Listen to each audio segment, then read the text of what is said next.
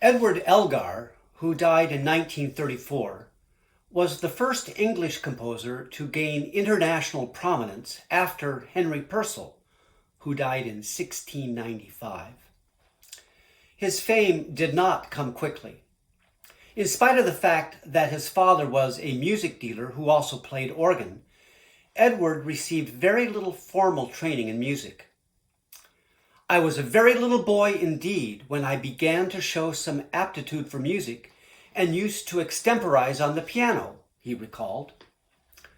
He also taught himself how to play violin.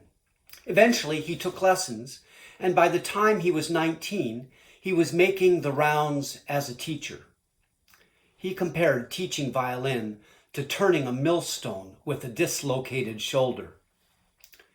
In terms of composition, it is well known that I am self-taught in the matter of harmony, counterpoint, form, and in short, the whole of the mystery of music, and people want to know what books I used, he remarked. In my young days, they were repellent, but I read them and I still exist. When Elgar turned 22, he was appointed as composer in ordinary to the Worcester City and County Lunatic Asylum. After several false starts and broken engagements with other women, he married Alice Roberts. She came from a higher class and her family was not happy. They said he was an unknown musician. His family was in trade, and anyway, he looked too delicate to live any length of time, their daughter Carice remembered. The first piece of music that Elgar wrote that was published in full was his Serenade for Strings. It was also one of the last pieces that Elgar recorded. He wrote it in celebration of his third wedding anniversary and inscribed it with Brout, his pet name for Alice, helped a great deal to make these little tunes. Later, he considered it one of his favorites and described it as really stringy in effect. Elgar was 35 when he wrote his Serenade for Strings. It was only after his 40th birthday and the success of his Enigma variations that England and the world would finally embrace Elgar. Our times have seen an interesting new development in the relationship between parents and children. The term for it is nesting. After having declared their independence and left home, children have discovered just how good they really had it. They return home to live with good old mom and dad. When Mozart was 19, he had already been on the road for years, seeking a lucrative appointment as a court musician. By 1775, it was time to nest. So Mozart grudgingly returned home to Salzburg. He was primarily a pianist, but he also played violin and got a job as concertmaster in the same court orchestra that his father played in. Talk about adding insult to injury. At least his domineering father sat below him. Even though Mozart was depressed at having to work for an overbearing employer in what was, for him, a provincial town, he managed to churn out more than 100 compositions in about 2 years. And in the space of less than 7 months, he wrote 5 sparkling violin concertos, all of which he performed himself. Mozart doesn't break any new ground with these youthful concertos, but they sure are full of surprises. In the first movement of his 4th concerto, you can hear the eagerness of a young violinist wanting to impress with his technical virtuosity.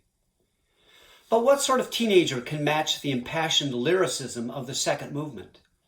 And in the final movement, you can hear Mozart rebelling against the gallant tastes of the culture. It starts out with proper restraint, but Mozart quickly gives in to rambunctious fun.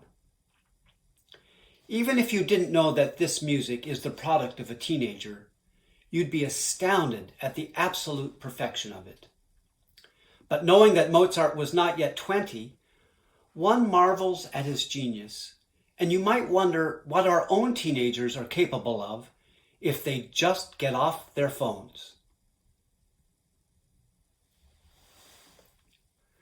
When Beethoven wrote his first symphony, he was nearly 30 years old.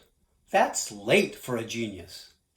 Mozart wrote his first symphony when he was probably 9 years old. Franz Joseph Haydn wrote his first when he was 25. In the course of writing his 9 symphonies, Beethoven changed the meaning of a symphony forever. From delightful diversionary instrumental works to much more powerful pieces that seem to contain whole universes of meaning. Beethoven moved to Vienna in 1792. He premiered his first symphony on April 2nd, 1800, during Lent, which was the only time one could rent the normally opera-filled theaters. It was on a benefit concert for himself. The concert was a typically over-programmed one for Beethoven. Along with his first symphony, it included a complete symphony by Mozart, several arias from Haydn's creation, his own septet, one of his own piano concertos, and some improvisation at the piano. Concerts back then were long and probably severely under-rehearsed. It's not surprising that the first movement of Beethoven's first symphony begins with a slow introduction. Haydn's symphonies began with slow introductions. What is surprising is that it avoids the home key for so long. The main, faster part of the movement starts with a hush, but soon develops an impetuous character marked by impulsive accents. The genteel second movement starts with a small fugue. The central section is more urgent, while the return of the fugue involves a more involved orchestral accompaniment. Beethoven takes the normally staid menuetto of the third movement and ramps the tempo up into a boisterous romp. The last movement also begins with a slow introduction in a hesitant attempt at building an ascending scale. Suddenly, the tempo takes off as the orchestra tosses the scales back and forth like fireworks streamers.